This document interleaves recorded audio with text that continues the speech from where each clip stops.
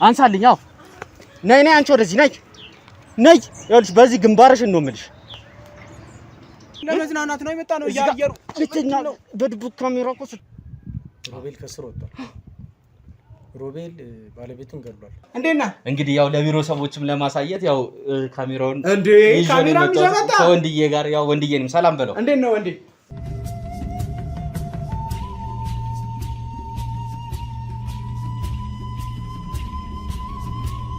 ሰላም ሰላም ውድ ቤተሰቦቻችን እንዴት ናችሁልን? እንዴት ከርማችኋል? ያው ዛሬም እንግዲህ ከእስክንድር ጉዳይ ጋር በተያያዘ መተናል። ያው አጠገቤ ሮባ አለ። ዛሬ ዴቭ ለሌላ ስራ ወጣ ብሏል። የሄደበትም እንግዲህ ሰሞኑን እየሰራው ባለው ስራ ጉዳይ አንዳንድ ነገር ገጥሞዎች ወጣ ወዳለ ቦታ ላይ ከዚህ ከዘንዶ ጋር በተያያዘ እንቁላሉ መሰለኝ አይደለ? እንቁላሉ ታይቷል ወደ ተባለበት ቦታ አካባቢ ሄዷል። ስለሱና እስቲ ትላንትና ስለነበረን አንዳንድ ቆይታዎች ከእስክንድር ጋር በተያያዘ እኔም ፍለጋ ላይ ነበርኩኝ። ያው የምናደርጋቸውን የምንሰራቸውን አንዳንድ ክትትሎች እያያችሁት ነው። እንግዲህ በተለያየ ሚዲያዎች ላይ እየለቀቅንላችሁ ነው፣ እየሰራን ነው። እንግዲህ በተቻለን አቅም እስክንድርን ፍለጋ እየሮጠን ነው። ያው ለማግኘት እየሞከርን ነው። ምን አለ እስቲ አንተ ጋር ሰላም በላችሁ። ሰላም ቤተሰቦቻችን፣ እንዴት አላችሁ? የሲንግል ቻናል ተከታታይ ቤተሰቦች በሙሉ እንዴት አላችሁ? ወንድማችሁ ጋዜጠኛ ሮቤል እንዲሁም ወንድማችሁ አቤሎ ጋዜጠኛ አቤል ተመልሰናል አለን። ዛሬ የመጣንበት ጉዳይ ደግሞ ምንድነው? ዴቮ ከጎናችን የለም። አሁን ላይ የት ነው እሱ? በዚሁ ጉዳይ ላይ በዘንዶ እንግዲህ እንቁላል ፍለጋ ያ ጉዳይ አሁንም አልለቀቀም፣ አልተወም። በዛ ዙሪያ ላይ ክትትል ሊያደርግ ወደ ከከተማ ውጭ እንደሆነ ያው እንደነገራችሁ ነው። እስኪም ደግሞ እስካሁን ልናገኘው አልቻልንም። ግን አንዳንድ ጉዳዮች በእኔም በኩል በእነሱም በኩል እየተሞካከረ ያለ መረጃዎች ማሰባሰብ ነገሮች ስላሉ በእኔ በኩል ያለው አቤሎ እንግዲህ ከጀርባም ሆነ ታውቀው ነበር ስለ ጉዳዩ። መልካሙ የተባለው እንግዲህ አለቃችን አብሮን ሲሰራ የነበረ ግለሰብ አጥፍቶ ጠፊ የሆነ ግለሰብ ነው እና ይሄ ሰውዬ አስሬ ስናሳስረው ሲፈታ የከረመ ሰው ነው። በስተመጨረሻ ደግሞ አግኝቸው እንግዲህ በስተመጨረሻ ቤተሰቦችም ለቀናል ቪዲዮ ፀሐይ ሚዲያ ላይ እያየን ነው እና መልካሙ የተባለውን ግለሰብ ለአምስተኛ ጊዜ ያገኘሁት ተሽሎክልኮ ሌላ እንደዚህ ጫት ቤት ውስጥ ምናምን ሲገባ እስክንድር የት ነው ያለው የምታውቀው ነገር ካለ የሚል ማስረጃዎች ለመሰብሰብ ወይ መረጃዎች ለመሰብሰብ ስንጠይቀው አለ የሚል መልስ ነው የሰጠን። አለ ግን ሳይነግረን ጉዳዩን ሳይነግረን በጣም ተበሳጭተን ነደን ነው የነበረው በጉዳዩ ላይ አለ። ከዛ እሺ አለ የሚል ጥያቄ ስንጠይቀው በዛ መሀል በተፈጠረ እንግዲህ በጣም ከፍተኛ የሆነ ረብሻ፣ ሩምታ፣ ጋጋታ የሰው ህይወትም አልፎ እሱም ራሱን አስመልጦ የእሱ አባሪዎች ወይም የእሱ አጋዥ ወንጀለኞች የሆኑ ተላላኪዎች ከፍተኛ የጩቤም በጩቤ እኛን ለማጥቃት የተካሄደበት ርቀት እሱ መሳሪያ ይዞ ነበር። ተተኳኩሶ ምናምን አካባቢው ተረባብሾ አመለጠን። ከዛ ካመለጠን በኋላ የት ነው ሄደው ነበር? በስተመጨረሻ በረራ ነበረበት 11 ሰዓት ላይ የሚነሳ ወደ ኤርፖርት። ከዛ ኤርፖርት ተከትለን ስንሄድ በ8 ደቂቃ ልዩነት እኛ እዛ ስንደርስ የእሱ በረራ ተነስቶ ፍላይት ነበረው። ፍላይቱ ተነሳ፣ በረራው ኦልሬዲ ጀመረ ማለት ነው። ስለዚህ ያ ግለሰብ የሚያውቀው ነገር አለ ብሎ በእርግጠኝነት የነገረን ነገር ነበረ። እውነት ነው አይደለም የሚለውን አላውቅም። ራሱ ማስፈራሪያ ሊሆን ይችላል። አለ አውቃለሁ ያለበትን ቦታ የሚል እንትንም ሊሆን ይችላል። ይሄ ውሸት ሐሰት ወሬ ሊሆን ይችላል። ካልሆነ ሆን ብሎ ለማዘግየት እውነትም ከሆነ ደግሞ ሳናውቀው ጉዳዩን አመለጠን። ግን በጣም የሚያሳዝን ነው ይሄ ሰውዬ። ያው ከእስክንድር ጋር እንግዲህ በተያያዘ ያው መጨረሻ ላይ የምንደርስበት እንደሚሆን አልጠራጠርም። የእሱ ከሀገር መጥፋት መውጣቱ ነው እንጂ ያው ከኢንተርፖል ጋርም በተያያዘ ከዚህ ነገር ጋር በተያያዘ ኢንተርፖልም እጁን አስገብቶበት፣ ምክንያቱም እየሰራ የነበረው ነገር ከእስክንድር መጥፋት ጋር ውጪ ደግሞ ገንዘብ ነው አይደል ሲያርክም የነበረው። ይሄ ደግሞ በጣም ትልቅ ወንጀል ነው። አገር ላይ ትልቅ ክስረት የሚያስከትል ስራ ነው ሲሰራ የነበረው። በተቻለን አቅም ክትትሉን ከፍ አድርገን እንግዲህ ከሀገር ውጭም ካሉን አንዳንድ ግንኙነቶች ጋር የሆነ ነገርም ጨምረን ሰውየው የሚያዝበትን ነገር መፍጠር እንዳለብን ነው የሚሰማኝ። በደንብ ያው ይሄን እኔ በእኔ በኩል ይሄ እቺን መረጃ ለማግኘት ችያለሁ። በእናንተም በኩል ደግሞ በፍለጋ ውስጥ እንዳላችሁ አንዱን ስትሉት አንዱን ስትረግጡት እንግዲህ እስክንድር የሚጠቁም ቦታ እስካሁን ድረስ እርግጠኛ የሆነ ቦታ ባናገኝም እንግዲህ በዚህ ስራ በጣም ብዙ ሰርተን አግኝተናል። ብዙ ጠፉ የተባሉ ወንጀለኞችንም ጠፉ የተባሉ ተበዳዮችን ብዙ የሞቱ ሰዎችን፣ ብዙ ሬሳዎችን፣ ብዙ ህፃናቶችን፣ ከዘንዶች ጋር በተያያዘ ብዙ እንቁላሎችን፣ ዘንዶችን እንደዚህ እንደ ቀላል ነገር በመተት ምናምን እያፈዘዙ የሚያጫውቱ ሰዎችን፣ የተለያዩ ሰዎችን ዞሮ ዞሮ ከጥንቁልና ጋር የተያያዘ ነገሮችን ያው ወደሆነ ነገር እያመራን ነው። ብቻ ወደ መጨረሻው እየተቃረብንም ሊሆን ይችላል። ዋናው ትልቁ ነገር ግን እስክንድርን በሰላም በመጨረሻ ላይ ማግኘታችን ነው። ለማግኘት እንጥራለን። ያን ነው። ለዛ ደግሞ እያደረግናቸው ያለ ነው እያንዳንዱ ክትትልም ሆነ አካሄዶች እስክንድርን ይጠቁማሉ የተባሉ ቦታዎች ናቸው። ያለበትን ቦታ ግን በጣም በዚህ ልክ እንደዚህ ያስቸገረን የክትትል ሁኔታ የለም። ከዛም ባለፈ አሻራው ልናገኝ ወይም እስክንድር አለ የተባለበትን ቦታ ለማግኘት የሄድንበት ርቀት በጣም ረጅም ሆነብንና እንዴት እንደምናደርግ ባናቅም፣ የት ልናገኘው እንደምንችል ባናቅም፣ ማን የሰወረው መልካሙ የሚያውቀው ነገር ከነበረ በጣም እስካሁን ውስጤን አንጀቴን እየበላኝ ያለው ስላመለጠም ጭምርና አሁን በዛም ዙሪያ እንግዲህ ኢንተርፖል ዓለም አቀፍ ወንጀለኞችን ከሀገር ሀገር ሲጠፉ እንግዲህ ይዞ ወደ ሀገሪቱ መንግስት በዛ ኢንፎርም ተደርጎ ይህ ሰውዬ እንደዚህ ወንጀል አለበት ከሀገር ጠፍቷል ተብሎ ሲፈለግ ኢንተርፖል ያው አንገታቸውን ይዞ ከዚህ በፊትም ያው 1-2 ወንጀለኞች የመጡበት ሁኔታ አለ። ትልልቅ በሀገር ደረጃ ላይ ራሱ ክስረት ያስከተሉ የተለያዩ ሰዎች ሲመለሱ በተለያየ ሚዲያዎች ላይም የተመለከትናቸው አሉ። እኛም ዝም አንልም። እንግዲህ ይህን ነገር አስተላልፈን ወንጀሉም ሲሰራ የነበረው ከባድ ነገር ስለሆነ የምናስተላልፍ ነው የሚሆነው። በእኔ በኩል ደግሞ ትላንትናም ከትላንት ወደ አንዳንድ ስሰራቸው የነበሩ ስራዎች አሉ። ወደ እስክንድር ሊድ ሊያደርገኝ የሚችል ነገሮች ከሆኑ እስክንድር ለማግኘት የሆነ ነገሮች የሚጠቁሙኝ ከሆኑ ብዬ አንዳንድ ጥቆሞች እየወሰድኩኝ ነበርና በአጋጣሚ እኔን ያጋጣሚኝ ደግሞ የሰው ደም ለግብር ብለው የሰው ደም እየጠጡ ደሙን የሚያመጡበት መንገድ ምናምን በጣም ይገርማል። እና የሚጠጡት የሰው ደም ነው። ማታ ማታ ነው ባልየው ሚስትየውም ደሙን የሚጠጡት እና እድሜያቸው አይጨምርም። 30 ምናምን ላይ ነው የቆሙት። የሆነ ተረት የሆነ እንትን የሚመስል ነገር ነው። አዎ። እና ልጅቷን ያየቻት ማለት ከ30 ምናምን ዓመት በፊት ጓደኛዋ የነበረች ሴትዮ ናት። ልጅቷን አይታት በጣም ደነገጠች እና ስርጉት ትባላለች ስሟ። ስርጉት ምናምን ብላ ስትጠራት ዞር ብላ አየቻትና ጥላት ሄደች። እንዳወቀችባት ስለገባት ማለት ነው። ምንም አካሏ አልተቀየረም። የድሯ ከ30 ምናምን ዓመት በፊት የነበረችው ስርጉት ናት። በጣም የሚገርም ማለት ነው።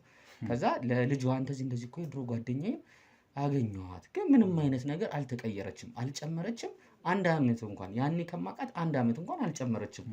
ልጇ ናት ብዬ እንትን ግን እራሷ ናት በእርግጠኝነት ምናምን ብላ ለልጇ ትነግራታለች። ልጅቷ ደግሞ እባክሽ አትቀልጂ፣ እንደዚህ አይነት ነገርማ እንዴት ይከሰታል ምናምን ብላት እንደ አጋጣሚ ደግሞ ልጅየዋ የእስክንድር አድናቂ ናት። የእስክንድር የሚሰራቸውን ስራዎች በዚህ ሚዲያ በተለያዩ ሚዲያዎች ላይ የሚለቃቸውን የተለያዩ ጉዳዮች በጣም ትከታተላለች፣ ሀሳብ አስተያየት ትሰጣለች። በጣም ተከታታይ ሆናት እና ይህን ሰሞን እየሰራን የነበረውን ደግሞ ፕሮግራም ስታይ በቃ መጣላት የሆነ ነገር ሊያያዝ ይችላል ብላ ማለት ነው። ከዛ ቶሎ ብላ ሄዳ በራሷ እንደዚህ አይነት ሰዎችም አሉ ተከታታዮቻችን፣ እንደዚህ አይነትም ቤተሰቦች አሉን። ምንም መጀመሪያ ላይ ለእኛ አልነገረችም። ሄዳ መከታተለች ጀመረች ልጅቷም ማለት ነው። ከዛ ስርጉት ብላ ስጠራ ዞር አይታት የምን ስርጉት ነው የምትይኝ? ስርጉት አይደለሁም፣ ሁለተኛ እንዳትከታተኝ ምናምን ብላ ሄደች። ከዛ ለእኛ መታ ጥቆማ ሰጠችን። ያው ተመልካቾችም እንግዲህ እንዲያዩ ተጋብዛለሁ ይሄን የሰራ ነውን እዛኛው ሲንግል ላይ ማለት ነው። ሲንግል ቱ ቻናል ላይ አለ እና መታ ጥቆማ ሰጠችን። ለመከታተል ሞከርን። ያው ስለ እስክንድር ብዙም ያገኘነው ነገር የለም፣ ግን ከእስክንድር ጋር እስክንድርን ያውቁታል። ባልና ሚስት ናቸው። ማታ ማታ ደም ይጠጣሉ። ምንም አይነት እድሜያቸው አልጨመረም። ሀብት ያመጣላቸዋል። ልጅ የላቸውም። ልጃቸውን ሁላ አስገብሯቸዋል። የሚገርምህ የመጀመሪያ ልጃቸውን አስገብሯቸው እስካሁን ድረስ ልጅ አልሰጣቸውም። እና በዚህ ነገር እየተጨቃጨቁ ምናምን ነበረ። ዞሮ ዞሮ እነዚህም ሰዎች ስለ እስክንድር እንደነሱ አይነት ያሉ ሰዎች በዙሪያቸው ስለ እስክንድር እያወሩ ነበር። ይሄ ልጅ በጣም እያበዛው ነው። በጣም እሱም ብቻ ሳይሆን እኛንም ሁላችንም ማለት ነው በዚህ ዙሪያ በዚህ ስራ ላይ ያለነው ሰዎች እነዚህ ሰዎች በጣም እያበዙት ነው። በተለይ እስክንድር ነው ማናቸው እና መገደል አለበት አይነት ነገር ሁላ ሲሉ ነበረ እና ተቀደምን አይነት ነገር ነው። እነሱ ባያደርጉት እኛ እናደርገዋለን። ግን መጥፋቱ እነሱ ሁላ ግራ ገብቷቸዋል የት እንደገባ። ዞሮ ዞሮ የነበረው ውሏችን ያንን ይመስል ነበረ።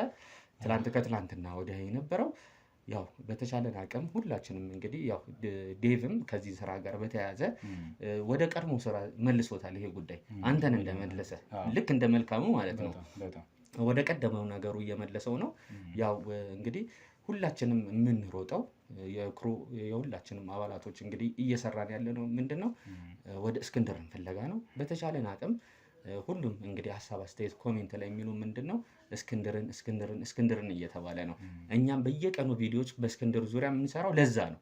ሌላ ነገር እየሰራን ያልሆነው ለዛ ነው። በቃ በምንሄዳቸው እያንዳንዱ ቦታዎች ላይ እስክንድርን ነው እየፈለግን ያለ ነው።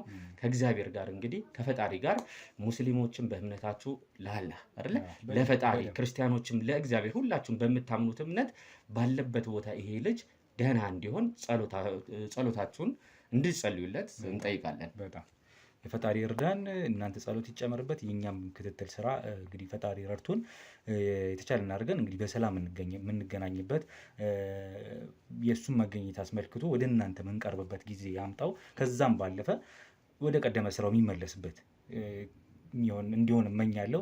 አሁን እስክንድር እንዲሆናል ብዬ ማሰብ ምንም አልፈልግም። ከመጥፋቱ ጋር ተያይዞ በሰላም እናገኘዋለን የሚል እምነትና ፍላጎት ብቻ ነው ያለን ሁላችንም እና ያ እንዲሆን እኔም በዛው ዙሪያ ላይ ደግሞ እስክንድርን በማጥፋት ተጠርጥሬ ከነበረበት ነገሮች ነበሩና እነዛ ጊዜያቶችም አልፈው አሁን ደግሞ እኛ እሱን ፍለጋ ደግሞ ድጋሚ ተመልሰናል። ያው እውነታዎች እየጠሩ ስለሆነ እኔ በዛ ዙሪያ ላይ ያለመገኘቴን እየጠሩ ስለሆነ ክትትል እየተደረገበት ነው። ለዛ መንገድ እንግዲህ ብቻ ለማንኛውም ወደኋላ መመለስ አያስፈልግም። ወደፊት ከዚህ በኋላ ሂደን ጥሩ ነገሮች እንዲገጥሙን ጸልዩልን፣ ለእኛም ለእስኬም ለሁላችንም ማለት ነው። ፈጣሪ ያግዘን እላለሁ። አቤልዬ ይሄ ነው ያለው ነገር። አመሰግናለሁ ሮባ። ያው ብዙም አላስቆየውም። እሱ የሚሰራው ሌላ ክትትል ስራ ከእስክንድር ጋር የተያያዘ ነገር ነው እየሰራ ስለሆነ ማለት ነው። ቤተሰቦች እንግዲህ በአጭሩ ዛሬ ሁለት ሰዎችን ማገኝ ይሆናል። አንደኛው ፖሊስ ነው፣ መርማሪ ነው። በእስክንድር ዙሪያ እኔን የሚጠይቀኝ አንዳንድ ጥያቄዎች አሉ።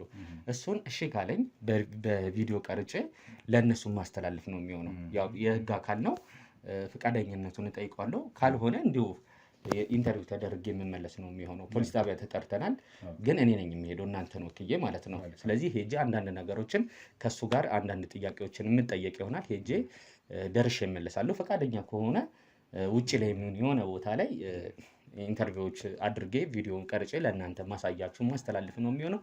ሁለተኛ ደግሞ ብዙም አንተ የምታውቀው አልመሰለኝም። የበፊት የኛ ባልደረባ የነበረ ሰለሞን የሚባል ነበረ። የምታውቀው ግን ይመስለኛል። ሰለሞን ውጭ ሀገር ነበር የሚኖረው፣ አሜሪካ ይመስለኛል። አሁን ተመልሶ መጥቷል። ሰለሞን ላይ አንዳንድ ጥቆሞች እየደረሱኝ ነበረ ከባዕድ አምልኮ ጋር በተያያዘ።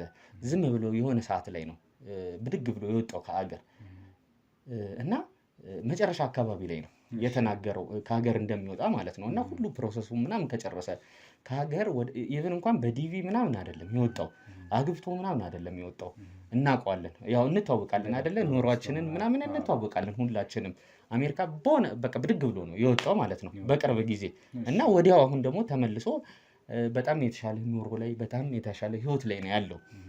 ግን ጤናማ እንዳልሆነ አካሄዱ እዚህ ከመሄዱ በፊት የሚነሳበት አንዳንድ ቅሬታዎች ነበሩ። ወደ መጨረሻ አካባቢ ላይ በተለይ ስራውን ትቶ ሊሄድ አካባቢ ላይ የሚታይበት አንዳንድ የጸባይ ለውጦች ነበሩ እና ግን ምንድነው ተመልሻለሁ እስቲ ላገኘህ ብሎኛል። ምናልባትም እንግዲህ ለምንድን ነው ከእስክንድር ጋር ተያይዞ ሊሆን የሚችል አንዳንድ ብቻ ፍንጮች የደረሱኝ አሉ። ለቤተሰቦች ይህን ጉዳይ እንግዲህ የማሳያችሁ ነው የሚሆነው። ተከታተሉ። ፈጣሪ እርዳህ። እንግዲህ አቤልዬ ባለንበት ስለምትሰራበት እኔም ሁላችን ዴቭን ባለንበት ሁላችን የሚጠብቀን በሌላ በተሻለ መንገድ ደግሞ አለን ለማለት ደግሞ ያገናኘን ማለት ነው። እኔም አንድ ጉዳይ አለችኝ፣ ወደዛ ሄዳለሁ፣ አንተም ወደዛው ሂድ። እንግዲህ መልካም ቀን መልካም ጊዜ ይሆንላችሁ። ከጀርባም እንግዲህ ቤተሰብ ነው እንዴ እንግዲህ ተመልካቾቻችን፣ ቤተሰቦች ላይክ፣ ሼር፣ ሰብስክራይብ አድርጉልን። ተከታተሉ። ሰላም ውድ የሲንግል ቤተሰቦች እንደምን አላችሁ? እስክንድር ነኝ። እንግዲህ እናንተ ወዳጆቼ፣ እናንተ ቤተሰቦቼ ባላችሁኝ መሰረት ልታግዙኝ የምትፈልጉ ሰዎች ካላችሁ የምታግዙበትን አማራጭ ይዤ መጥቻለሁ። ይህ አማራጭም ደግሞ ሪል ስቴቶች ከኔ ጋር ኮንታክት አድርገው በአንተ ስም እንግዲህ ቤት ከተሸጠ ወይም ደግሞ በአንተ ስር ቤቶች ከተሸጡልን አንተን የምንጠቅምበትን እድል ይዘን መተናል ብለውኛል። 3 ሪል ስቴቶችን አናግሬያለሁ። ከነዚህ ከ3 ሪል ስቴቶቹ አንዱ ሙሉ ለሙሉ ቤቱ ያለቀ ሲሆን፣ ሁለቱ ደግሞ ቀስ እያልን እየሰራን የምንከፍልበት ሪል ስቴት ነው። የመጀመሪያው ሜትሮ ሪል ስቴት የሚባል ሲሆን በቦሌ ቡልቡላ ይገኛል። ከቦሌ ኤርፖርት የ3 ኪሎ ሜትር ርቀት ነው ያለው። ዘመናዊ አፓርታማ ናቸው። በፍሎር አንድ ቤት ብቻ ነው የሚገኘው። ባለ 2 እና ባለ 3 መኝታ ነው ያለው ማለት ነው። ባለ 2 መኝታው በ105 ካሬ ሲገኝ በ3.7 ክፍያ፣ እንዲሁም ደግሞ ባለ 3 መኝታው ደግሞ 123 ካሬ ላይ ያረፈ ሲሆን በ4.4 ሚሊዮን ብር ክፍያ ነው የሚገኙት። 30% ቅድመ ክፍያ በመክፈል ከ6 እስከ 1 ዓመት ባለው ጊዜ ሙሉ ለሙሉ አልቆ የሚረከቡት ቁልፎን ይዘው ቤቱ የሚገቡበት አማራጭን ያመጣው ሲሆን፣ ሁለተኛው ደግሞ ቀስ ብለን እንክፈል ወይም ደግሞ በሂደት የሚያልቅ ያላለቀ ሪል ስቴት ነው ይዤ የመጣሁት። በመሃል ሜክሲኮ የሚገኝ አባይ ሆምስ ሲሆን ከባለ 1 መኝታ እስከ ባለ 3 መኝታ አለው። በ779 ሺህ ቅድመ ክፍያ የዚህን ቤት ባለቤት መሆን ይችላሉ። እንዲሁም ሱቆች አሉት። ከ450 ሺህ ብር ቅድመ ክፍያ ጀምሮ ሱቆችንም ማግኘት ይችላሉ። ሶስተኛው ቴምር ሪል ስቴት ያላለቀ ቀስ እያልን የምንሰራው ሪል ስቴታችን ነው። ይህም ሪል ስቴት በመሃል ቡልጋሪያ ይገኛል። በ5 ሚሊዮን ብር ብቻ ቤቱን የግሎ ማድረግ ይችላሉ። ከባለ 1 እስከ ባለ 3 መኝታ ቤቶች አሉት። ባለ 2 6.8 ሚሊዮን፣ ባለ 3 ደግሞ በ10 ሚሊዮን ያገኙታል። ሙሉ ክፍያው የ30% ዲስካውንት አለው ማለት ነው። ወዳጆቼ ሙሉ መረጃ ማለት ከፈለጉ ደግሞ ከስር ባለው ስልክ ይደውሉ። ጥሩ መረጃ ዲቴል መረጃዎችንም እንሰጣቸዋለን። ስለምትተባበሩኝ ከጎኔም ስላላችሁ በጣም አመሰግናለሁ። መልካም ጊዜ። እንግዲህ ውድ ቤተሰቦቻችን መጀመሪያ እንደነገርኳችሁ አሁን መርማሪውን ፖሊሱን የህግ አካሉን እንግዲህ እንገናኝ ብሎኝ ያው እየመጣ ነው። እንግዲህ ከፊት ለፊት እሱን ልናገኘው ነው። አንዳንድ ቆይቶች ልናደርግ ነው ከእሱ ጋር ፈቃደኛ ከሆነ ካሜራውን እንዳበራን ቀጥለን ቆይተን በእስኬ ዙሪያ በእስክንድር ዙሪያ አንዳንድ ጥያቄዎችን ሊጠይቀኝ ነው። በዛ ዙሪያ ነው እንግዲህ የምንቆየው። ተከታተሉን። ሰላም ነው። ስለዚህ ዛሬ በቀጠሯችን መሰረት ስለ እስክንድር አንዳንድ ነገሮች ስለጠፋው ነገር መረጃ ልጠይቅ ነው የመጣሁት። ጥሩ። ያው በስልክም ነግረኸኛል አንዳንድ ነገሮችን። መርማሪ ተሾመ እባላለሁ። እሺ፣ ይሄ ካሜራ ምንድነው? ያው ካሜራው እንግዲህ ያው የምንሰራቸውን ስራዎች አንዳንድ የምርመራ ስራዎችን ነው የምንሰራው። ታውቃላችሁ እንግዲህ ከእናንተ ጋርም የተለያየ የምንሰራቸው ልክ እንደዚህ አይነት ስራዎች አሉ። ነገሮችን በመረጃ ማስቀመጥ ስላለብን ሪከርድ ማድረግ ስላለብን ያው ፈቃደኛ ከሆንክ መጀመሪያ እየነገርኩ ነበረ። ፈቃደኛ ከሆንክ አንተም አብረን ቁጭ ብለን ለእናንተም ለሪከርዲንግ ለመረጃ ስለሚጠቅማችሁ ነገሮችን በቪዲዮ ብናስቀምጥ ብዬ ነው። መልካም። ፈቃደኛ ከሆንክ ስለዚህ ለኢንተርቪው ለመረጃ ምን ስለሚጠቅመኝ ስለዚህ ምንም መቀጠል እንችላለን። ጥሩ። ስለዚህ ወንበሩን አስተካክል ወደዚህ። እሺ፣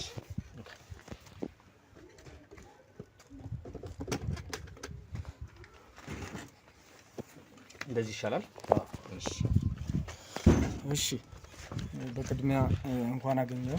እሺ፣ እንኳን አጋጣሚ ብዙ ጊዜ የኛ ስራ ያው እንደሚታወቀው ብዙ ወንጀለኞችን ከፍተኛ ወንጀል ይሰራል። ስለዚህ እነዛ ወንጀለኞች የሰሩትን ስራ በምርመራችን መርመረን ደርሰን ማጋለጥ ነው ማለት ነው። ስለዚህ ለዚህ ትብብር ስላደረግ በቅድሚያ አመሰግናለሁ።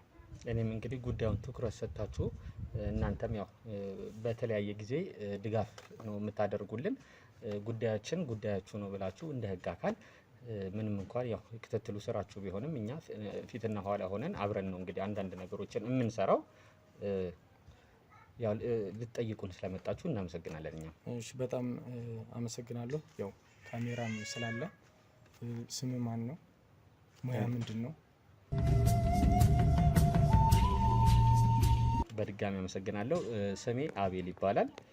በዚህ ድርጅት ውስጥ በዚህ መስሪያ ቤት ውስጥ እንግዲህ ሁለት አይነት ስራዎች ነው የምሰራው። አንደኛ ያው እንደሚታወቀው በካሜራ ማንነት እሰራለሁ።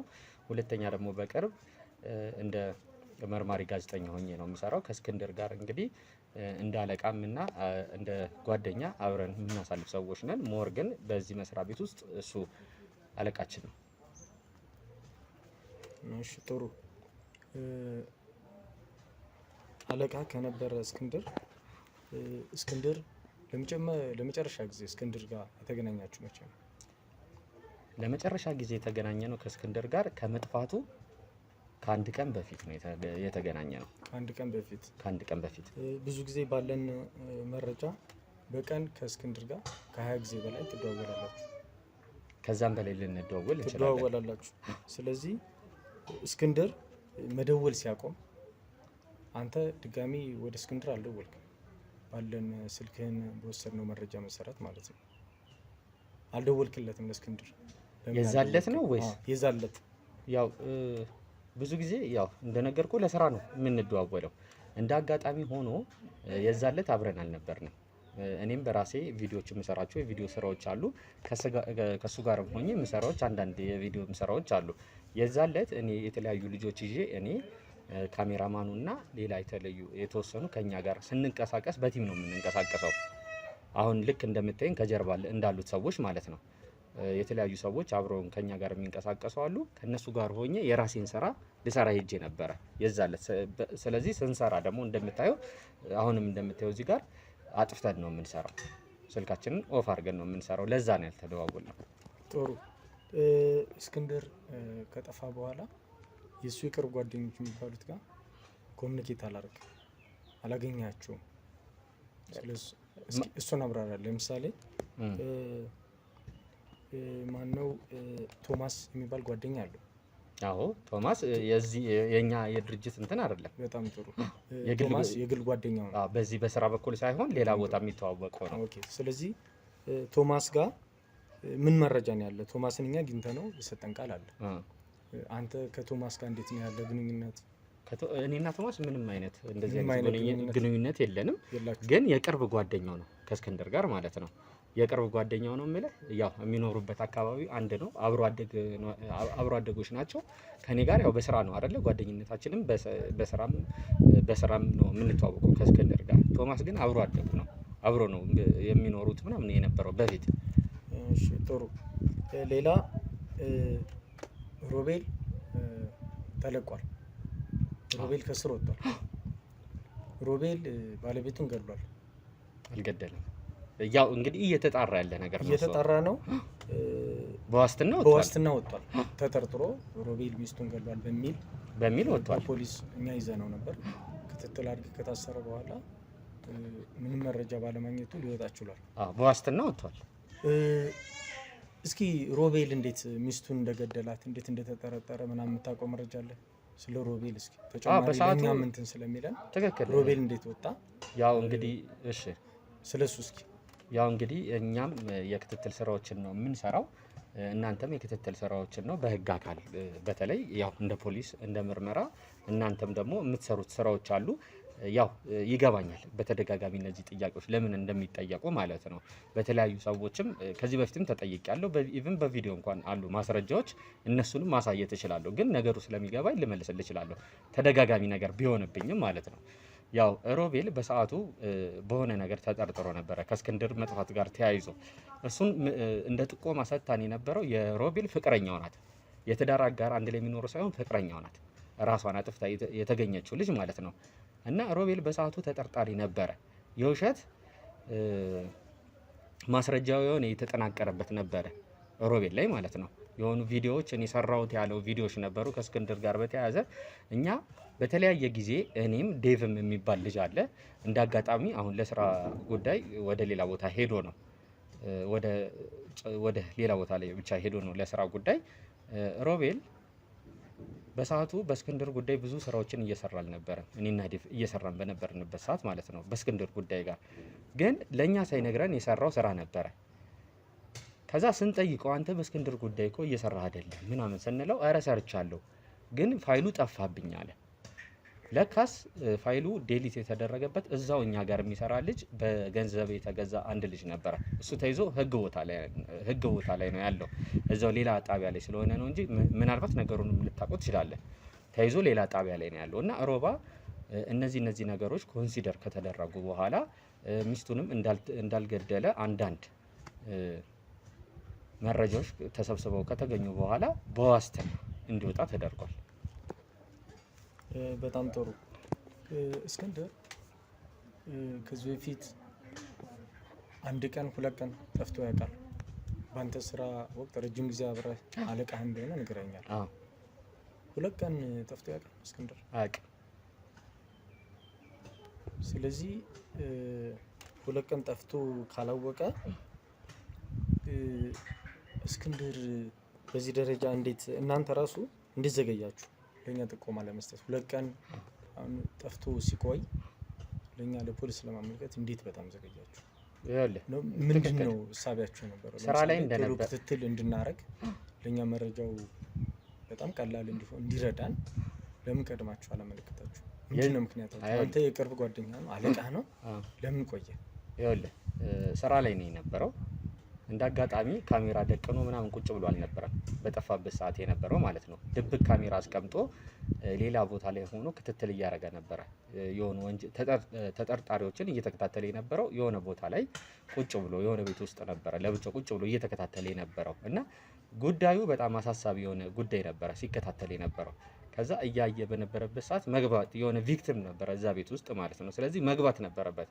ያው በባህሪ ደግሞ እስክንድር ብዙ ጊዜ እኛም ኖረም ማለት ነው ቆይ እስቲ እንጠብቃቸው ምናምን እንኳን ስንለው የሆነ ትንሽ ፍንጭ ካገኘ ወዲያው ገብቶ ለህግ አካል መስጠቱን ነው እሱ የሚፈልገው ማለት ነው። እዛው አናግሯቸው ትንሽ ቸኮል ብሎ ነው የሚገባው ማለት ነው። ቶሎ በሉ ምናምን ብሎ ነው የሚገባው እና ያውም ለብቻው ነበረ በዛ ሰዓት ገባ። በገባበት ሰዓት ያው እኛ በደረስንበት እንግዲህ አንዳንድ መረጃዎች አንዳንድ ነገሮች ያው ተመተተበት ነው የተባለው።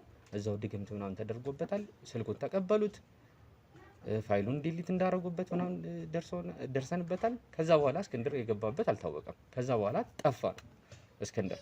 ከጠፋ በኋላ እኛ በሰዓቱ የነበረው ካሜራማኑ ወደ መስሪያ ቤታችን መጥቶ ነበረ።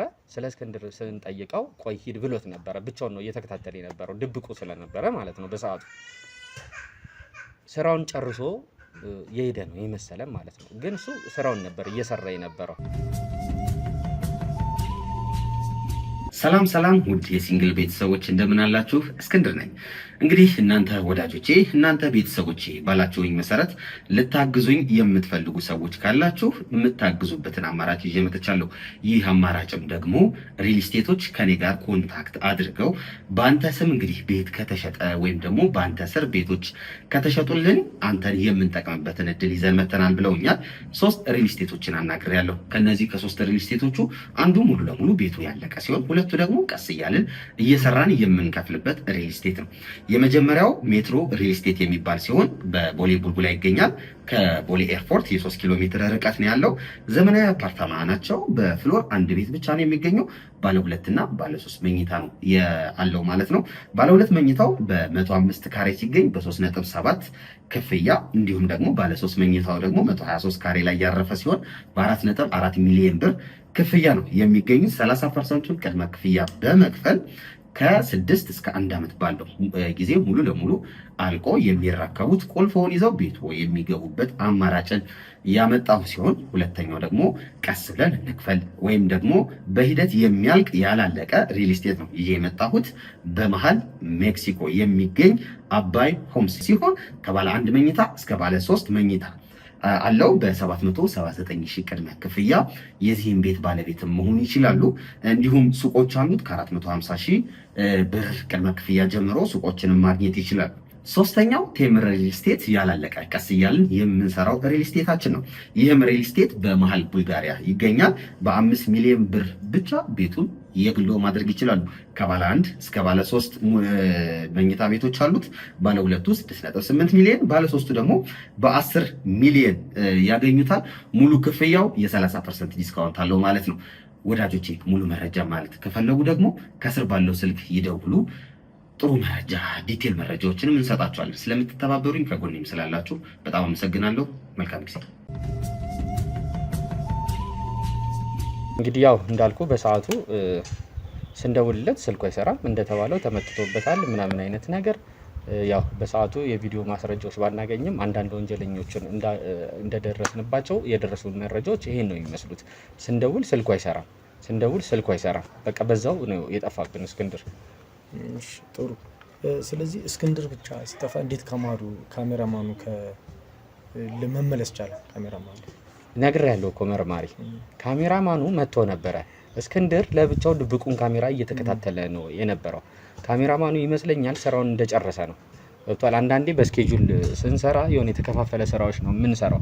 ካሜራማኑ እንደ አጋጣሚ ስራውን ወይ ጨርሰው ሊሆን ይችላል። እኔ ቦታው ላይ አልነበርኩም። ይሄን ነገር ልጠይቅ እችላለሁ። ካሜራማኑ መጥቶ ሊጠየቅ ይችላል እዚህ ጋር ማለት ነው። እሺ ጥሩ። ሌላ እስክንድርን በጣም ለዚህ ስጋት ውስጥ እንዲጠፋ የሚያደርግ ከእሱ ጋር የሚያገናኘው ነገር ስጋት ነው የምትለው አለ አንተ የምጠረጥረው? አዎ በጣም ትልቁና ዋነኛው ስጋትማ አሁን እኛ እየደረስንባቸው ያሉት ያው እንደሚታወቀው ቅድም እንዳልኩ የተለያዩ ኬዞች ላይ እንሰራለን። አንዳንድ መጥፎ ነገሮችን ከባዕድ አምልኮ ጋር ተያይዞ፣ ከወንጀል ጋር ተያይዞ፣ ከሙስና ጋር ተያይዞ፣ ከወሲብ ንግዶች ጋር ተያይዞ ህፃናቶችን የተለያየ ነገር ከሚያስገብሩ፣ ህፃናቶችን አልባሌ ነገር ከሚያሰሩ፣ ከህገ ወጥ የሰዎች ዝውውር ጋር ተያይዞ የተለያዩ ስራዎች የሚሰሩ ሰዎችን ነው እኛ እያጋለጠን ያለ ነው ማለት ነው። በተለይ ደግሞ እስክንድር ለብዙ ጊዜ ሲሰራበት የቆየው ነገር ነው ይሄ። ስለዚህ እስክንድርን ታርጌት አድርገውት ነበረ። በተለይ እነዚህ ዘንዶ አምላኪዎች፣ የሰው ደም የሚጠጡ እድሜያቸውን የሚያስቀጥሉ አሁንም እየሰራንባቸው ያሉ የተለያዩ ስራዎች አሉ ከዚህ ኬዝ ጋር ተያይዞ እና ከዚህ ጋር ተያይዞ ነው እስክንድር የሆኑ ሰዎች ጋር እየተከታተለ ክትትል እያደረገ የነበረው ማለት ነው። በዛ ሰዓት ነው መትተውበት ያስጠፉት። በተለይ እነዚህ ዘንዶ አምላኪ የሚባሉት ናቸውና የሰው እድሜ የሚወስዱ ሰዎች ናቸው። እሺ ጥሩ። ሌላ ከእናንተ ከቡድን ከአባላት ውስጥ እስክንድርን በዚህ ደረጃ ሊጎዳው ሊያጠቃው ወይም እንትን ሊለው የሚችል ተባባሪ ወይም ከነሱ ውጭ አንተ ከምትጠረጥረው ከነዛ ከዘንዶ አምላኪዎች ከምትለው ውጭ ከቡድናችሁ ከስራ ባልደረባው ጋር ግጭት የጥቅም ግጭት ወይም በተለየ ነገር ስትሰሩ አንዱ ከነዛ ጋር በመነጋገር እሱን ጉዳትና አደጋ ሊያደርስ የሚችል አለ ብለህ የምትገምተው የለም ከቡድናችሁ? ይኸውልህ ወንድሜ በጥቅም ግጭት ላልከው መርማሪ የተለያዩ ኢን ሚሊየንስ የሚሆኑ ብሮች ናቸው ኦፈር የሚደረጉልን የተለያዩ ስራዎችን ስንሰራ ማለት ነው። እያንዳንዱ እዚህ ስራ ውስጥ እዚህ ሙያ ውስጥ ያለ ሰው ለገንዘብ ብሎ የሚሰራ አንድም ሰው አታገኝም። ግን ያው ገንዘብ ነው እና አንዳንድ እንግዲህ ሰሞኑን እየደረስንባቸው ያሉ የክትትል ስራዎች ነበሩ። ለምሳሌ ሮቤል የደረሰበት አንድ ሰው ነበረ፣ የአይቲ ባለሙያ ከበስተጀርባ ሆኖ የሚሰራ ማለት ነው። እሱ እንደዚህ ከውስጥ እኛ ጋር እየሰራ አንድ መልካሙ የሚባል ወንጀለኛ አለ፣ ብር ምናምን የሚያትብ እሱ ያው የእናንተም ሰዎች ሌላ ጣቢያ ላይ የሚሰሩ የደረሱበት አብረው እየሰሩ ያሉት አንድ ስራ ነበረ። መልካሙ በሚባል ሰውዬ እዚሁ እኛ ጋር የሚሰራ የነበረ ነው። መልካሙ የሚባል እዚሁ የክትትል ስራዎችን ምናምን እኛንም ስራዎችን ሲያስጀምረን እንዳለቃ የነበረ ነው እና ሆን ብሎ ቀጥሮት እዚሁ ነገሮችን ለሱ እንዲሰራለት የነበረ አንድ የአይቲ ባለሙያ ነበረ። እሱ ተደርሶበታል። እንደዚህ አንድም ጽዳት ነበረች እንግዲህ ተብሏል። የእሷም ጉዳይ ገና ሮቤል እየመረመረው ያለው ነገር ነው። ይሄን ቪዲዮ አሁን ማቀርበው አይሆንም ማለት ነው። ለአንተ ነው እየነገርኩ ያለሁት ለመርማሪ እና እንደዚህ አይነት ሰዎች ከውስጥ ያው እየተገኙ ነው። ግን ሞር እኛ እዚህ ጋር እንደዚህ የምታየን ብዙ ጊዜ እያንዳንዱ ኬዞች በምንሰራበት ሰዓት እያንዳንዱ ኬዞች ላይ ወንጀለኞችን በምናጋልጥበት ሰዓት ካሜራዎችን በምናስጠፋበት ሰዓት ብዙ ብሮችን ነው ኦፈር የሚያደርጉልን። አንዳችንም ግን ተስማምተን አናውቅም። ይሄው ለብዙ ጊዜ ቁጭ ብለን ስራችንን እየሰራን ነው ስርዓቱን በጠበቀ መልኩ እና ይህን ያህል ደግሞ የሚገባንን እናገኛለን በድርጅቱ አሰራርና ደንብ መሰረት ማለት ነው እንጂ እንደዚህ የጥቅም ግጭት እንደዚህ ተፈጠረ እንደዚህ ሆነ የሚባል ነገር እስካሁን ምንም አይነት ነገር የለም። ሌላ ከእስክንድር ከጓደኞቹ ወይም ከቅርብ ወዳጆቹ ከቤተሰቦቹ ጋር ያለው መልካም ግንኙነት ምንድን ነው? ለምሳሌ እስክንድር ከቤተሰቦቹ ጋር ያለው ቅርበት፣ ፍቅሩ ከጓደኞቹም እንደዚህ በተቃርኖ ወይም በጠብ በተለያየ ነገር እንትን የሚሉት ነገር አለ የምጠረጥረው? ለምሳሌ እስክንድር ከዚህ በፊት ምን ብሎ ያውቃል? ምን አውርቶ ያውቃል? ስለ ጓደኞቹ ስለ ቤተሰቡ ያለው ግንኙነት በዙሪያው እስኪ ምንድን ነው? ይኸውልህ ያው በጣም ብዙ ጊዜያችንን የምናሳልፈው እዚህ ስራ ላይ ነው። ከጠዋት እስከ ማታ እስከ 3 ሰዓት እስከ 4 ሰዓት ምናምን ድረስ ያው ታውቁታላችሁ እንግዲህ የክትትልን የምርመራን ስራ የቪዲዮ ታክሎበት ደግሞ ማለት ነው። እኛ የምንሰራው እዛ እናንተ የምትሰሩ ስራ እንዳለ የኛ ደግሞ ቪዲዮ ታክሎበት ነው ስራዎችን የምንሰራው። ቪዲዮ ደግሞ ሲታከልበት ድምጽ፣ ቪዲዮ፣ ቅንብር፣ ኤዲቲንግ ምናምን በጣም ብዙ ስራዎች አሉ አይደለ? እነዚህን ስራዎች ለመስራት ኢት ቴክስ ታይም በጣም ብዙ ሰዓት ነው የሚወስደው። ስለዚህ እስክንድር ከበላይ ሆኖ ነው እነዚህን ስራዎች የሚሰራው። የተለያዩ ክሮች አሉን፣ የተለያዩ ሰዎች አሉ አብረውን የሚሰሩ። ልክ እንደዚህ ቁጭ ብዬ እንደሚሰራው 3-4 ቲም አለን አብረውን የሚሰሩ። የእነዚህን ሁሉ ሰዎች ስራው ነው ከበላይ ሆኖ የሚሰራው የሚያስተባብረው። እና ይህን ያህል የሚባል እንደዚህ አይነት ትርፍ ጊዜ ያለው ሰው አይደለም። እንግዲህ እስከ ጠፋበት ሰዓት ነው። ግን እንዳልኩ አንዳንድ ጓደኞች አሉት፣ ቅድም አንተ የጠራው የቅርብ ጓደኛው አሉ። መገናኘት ባለበት ሰዓት የሆነ አስፈላጊ የሆነ ነገር ሲሆን የሆነ ብዙ ጊዜ ሰው መርዳት የሚወድ ልጅ ነው። እንደዚህ አይነት ነገር ሲሆን ይገኛል እንጂ ከዛ ውጪ ብዙ ጊዜያችንን እንኳን እሱ እኛ በስራ ላይ ነው እያሳለፍን ያለ ነው። ሌላ እስክንድር የተለየ ባህሪ አለው። እስክንድር ለምሳሌ የሆነ ነገር ሲገጥመው ነገሮችን የመናገር የሆነ ነገር እንትን ሲል ተብሎ የማሳወቅ ምን አይነት ባህሪ ነበረው እስክንድር? ያው እሺ፣ ወደዚህ ጥያቄ ከመምጣቴ በፊት ምናልባት ጠቃሚ ከሆነ ለአንተ ከቤተሰቡ ጉዳይ ጋር ተያይዞ ጠይቀኝ ስለነበር አልመለስኩልህም። መጨረሻ ላይ ልነግርህ ነበር ያሰብኩት፣ ግን እዚሁ ጋር ልጨርስልህ። ወደዚህ ጥያቄ ከመምጣቴ በፊት ከቤተሰቡ ጋር ተያይዞ አንድ ኬዝ እየሰራን የነበረው ነበረ። ስቲል አሁንም አልጨረስነውም። የአጎቱ ሚስት ወይንሸት የምትባል ነበረች። ወይንሸት አሁን እስር ቤት ናት። አጎቱ ተመትቶበት ምናምን ልክ እንደሱ አብዶ ራሱን ስቶ ጥሎ ጠፍቶ ነው የነበረው። እዚህ ልጅ አለው፣ ሚስት አለው፣ ትዳር ነበረው። ግን ተመትቶበት ጠፍቶ ነበርና እንደሞተ ነበር ሁላችንም የምናውቀውና የሆነ መረጃ ደርሶት ክፍለ ሀገር ድረስ እኔና እስክንድር ሆነን ሄደን ነው አጎቱን ይዘን የመጣ ነው። ሲመጣ ሚስትየው ደስተኛ ልክ አልነበረችም። አስመትታ ያስጠፋችበት ወይንሸት ናት።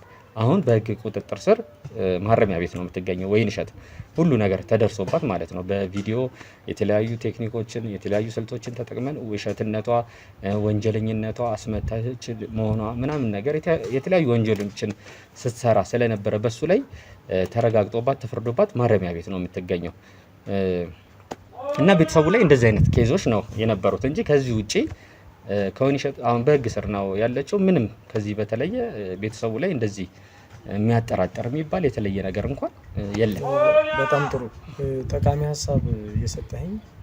ወይንሸት ከነዚህ ሰዎች አሁን ዘንዱ ከሚያስመልኩት ሰዎች መተት በማሰራት አስጠፍተውታል ባልየው እስክንድር። ወይንሸት ከነሱ ጋር ምንም ግንኙነት ሊኖራት አይችልም ብለህ ታስባለህ? ወይንሸት ራሷ ነገር በቅርቡ በቅርቡ ይኸውልህ ጠርቶኝ ነበር፣ ልታረግበት ነበር። በነገራችን ላይ እኛ ወይንሸት ቤት ካሜራ አስቀምጠን ወተን ነበረ። በስራችን ላይ ድብቅ ካሜራ የምናስቀምጥባቸው አንዳንድ ጊዜያቶች ወቅቶች አሉ፣ የምንፈልገውን መረጃ የምንፈልገውን ማስረጃ ለማግኘት ማለት ነው።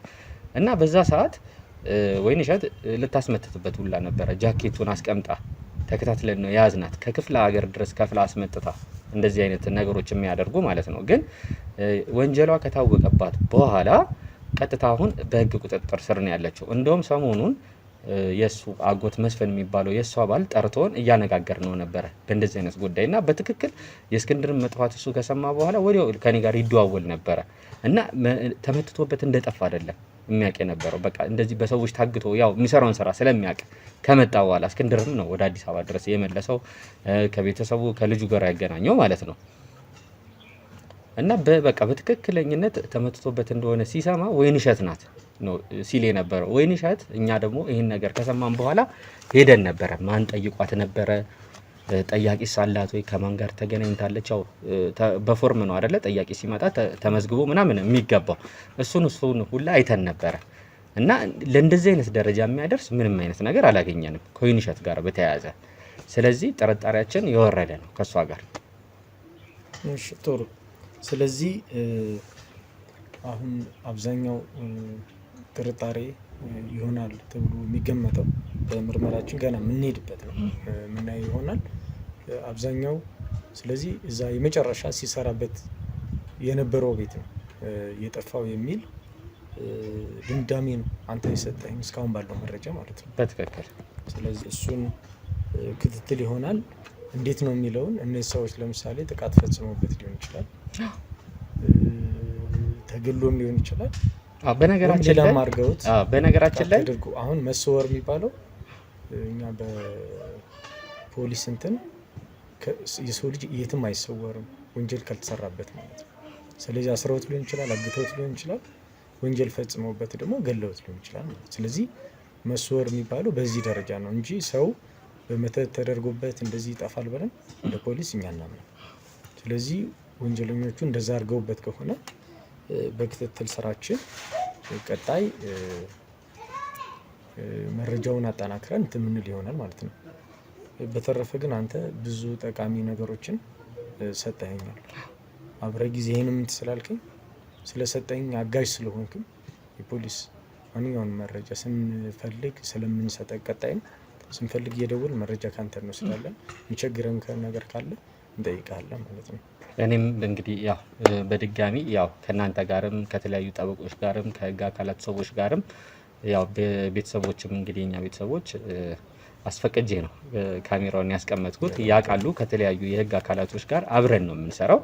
የሚያስፈልገን የእናንተ ትብብር ሲኖር ወደ እናንተ ስንመጣ ሁልጊዜ ዌልካም ብላችሁ በራችሁ ክፍት ሆኖ አስገብታችሁን ትብብር ሁሌ ነው የምትሰጡንና እኛም በዚህ አጋጣሚ እናመሰግናለን። ያው አስፈላጊ ነገር ሲኖር ሁሌም በቅድሚያ ነው የምንመጣው ማለት ነው እናንተ ጋር። ስለዚህ ወንጀልን ለመከላከል እያንዳንዱ ሰው በኃላፊነት ለፖሊስ ጥቆማ ማድረግ ይጠበቅበታል ማለት ነው። ስለዚህ ወንጀል ሲሰራ በ24 ሰዓት ባልሞላ ጊዜ ውስጥ በአቅራቢያው ባለው ፖሊስ ጣቢያ አመልክቶ እንደዚህ የሆነ ሰው ከአካባቢያችን ተሰውሯል፣ ጠፍቷል ብሎ የመናገር መለመድ አለበት ማለት ነው። ስለዚህ ሰው 3 ቀን 4 ቀን እስኪጠፋ ድረስ ነገሮች ምክንያቱም ሰውየው ከፍተኛ ጉዳት ሳይደርስበት ነገሮችን በአጭር ወንጀለኛ መያዝ ሲቻል ረጅም ጊዜ ሲወሰድ ወንጀለኞችንም ለመያዝ አስቸጋሪ ውስብስብ እንዳይሆን፣ ሁለተኛ ደግሞ ግለሰቡ ደግሞ ወንጀሉ ከፍተኛ ጉዳት ሳይደርስበት ወይ ሳይጎዱት ከፍተኛ ችግር ሳይደርስበት ማገዝ መርዳት ያስፈልጋል ነው። ስለዚህ እኛ ስራ በዋናነት ወንጀለኞችን አነፍንፎ መያዝ ነው ማለት ነው። ስለዚህ ይሄ በቀጣይ ሁሌም የምንሰራው ነው። አሁንም እንሰራለው። ቀጣይ ማንኛውንም የምንፈልገው መረጃ መተን ኢንተርቪው እናደርጋለን ወይ እንደውልሃለን ማለት ነው። በጣም ስለዚህ ስለነበረን እንትን ግን አመሰግናለሁ። እኔም ከልብ ነው የማመሰግነው። እሺ ሰላም። እሺ እሺ።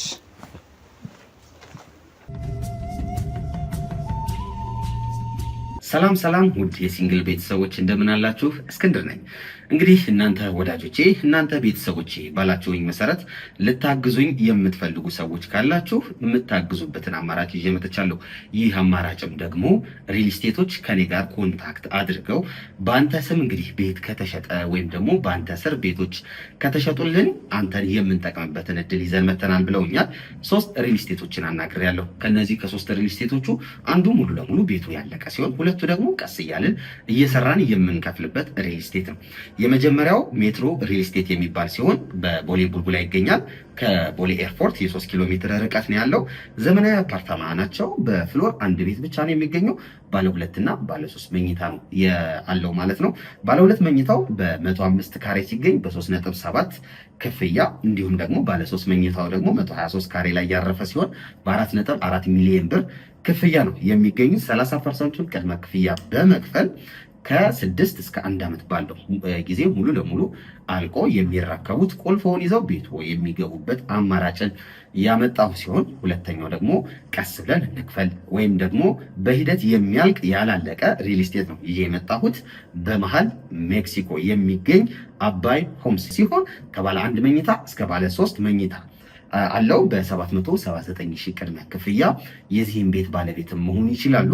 እንዲሁም ሱቆች አሉት። ከ450 ሺህ ብር ቅድመ ክፍያ ጀምሮ ሱቆችንም ማግኘት ይችላሉ። ሶስተኛው ቴምር ሪል ስቴት ያላለቀ ቀስ እያልን የምንሰራው ሪል ስቴታችን ነው። ይህም ሪል ስቴት በመሃል ቡልጋሪያ ይገኛል። በ5 ሚሊዮን ብር ብቻ ቤቱን የግሎ ማድረግ ይችላሉ። ከባለ 1 እስከ ባለ 3 መኝታ ቤቶች አሉት። ባለ 2 6.8 ሚሊዮን፣ ባለ 3 ደግሞ በ10 ሚሊዮን ያገኙታል። ሙሉ ክፍያው የ30% ዲስካውንት አለው ማለት ነው። ወዳጆቼ ሙሉ መረጃ ማለት ከፈለጉ ደግሞ ከስር ባለው ስልክ ይደውሉ። ጥሩ መረጃ ዲቴል መረጃዎችንም እንሰጣችኋለን። ስለምትተባበሩኝ ከጎኔም ስላላችሁ በጣም አመሰግናለሁ። መልካም ጊዜ።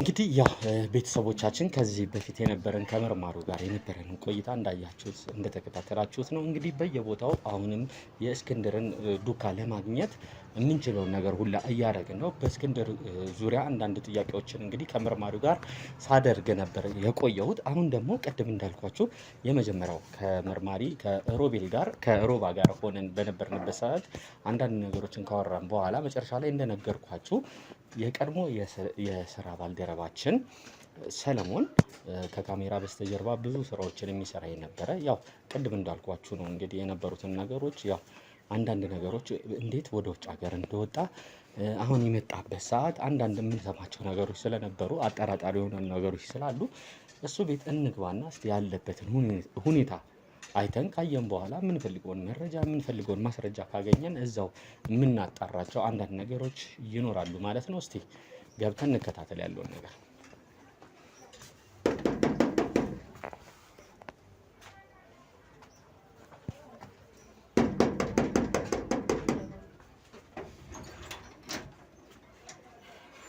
ቤቶች ሰሌ